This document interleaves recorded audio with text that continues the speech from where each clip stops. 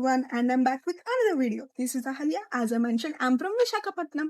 Guys, how some people stay happy with very less? ఎప్పుడైనా ఆలోచించారా? కొంతమంది వాళ్ళకి కావాల్సినవన్నీ లేకపోయినా కూడా జెన్యున్గా హ్యాపీగా ఉండగలరు guys. The reason is simple. వాళ్ళకి లేని దానికోసం కన్నా వాళ్ళకున్న దానిపైన ఎక్కువ ఫోకస్ చేస్తారు. మనలో చాలా మంది చాలా వరకు హ్యాపీనెస్ని పోస్ట్పోన్ చేసుకుంటూ వస్తున్నాం. ఎలానో చెప్పనా? మేబీ మనం ఏమనుకుంటామంటే, నాకు కావాల్సిన జాబ్ వచ్చిన తర్వాత నేను ఒక హ్యాపీ లైఫ్ని లీడ్ చేస్తానేమో, లేదు అంటే నేను ఒక పెద్ద హౌస్ కట్టుకున్న తర్వాత నేను అప్పుడు హ్యాపీగా ఉండగలుగుతానేమో, లేదు అంటే నేను ఎక్కువ మనీ సంపాదించిన తర్వాత నేను హ్యాపీగా ఉండగలుగుతానేమో అనుకుంటున్నాం గైస్. బట్ మనం అనుకున్న ఒక గోల్ని రీచ్ అయిన మూమెంట్ వచ్చినప్పటికీ ఆ మూమెంట్లో ఇంకొక గోల్ వచ్చి దాని ప్లేస్ తీసుకుంటుంది.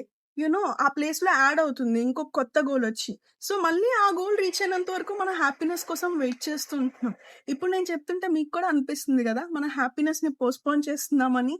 నేనేమంటున్నానంటే, పీపుల్ వాళ్ళకి కావాల్సినవన్నీ లేకపోయినా ఎవరైతే హ్యాపీగా ఉండగలుగుతారో వాళ్ళకి పెద్ద పెద్ద డ్రీమ్స్ ఉండవో, లేకపోతే పెద్ద గోల్స్ ఉండవో అని నేను అనట్లేదు. వాళ్ళకున్న ప్రెజెంట్ దానిపైన ఫోకస్ చేసి వాళ్ళు హ్యాపీగా ఉండగలుగుతున్నారు గైస్. వాళ్ళు కూడా ఫ్యూచర్ దానికోసం వర్క్ చేస్తారు, బట్ ప్రెజెంట్ దాన్ని హ్యాపీగా ఫీల్ అవుతారు. ఎలానో నేను చెప్పనా, లైక్ వాళ్ళకున్న చిన్న చిన్న మూమెంట్స్కి హ్యాపీగా ఫీల్ అవ్వడం, లేదు అంటే వాళ్ళు ఇచ్చే రిలేషన్షిప్స్కి వాల్యూ అవ్వడం.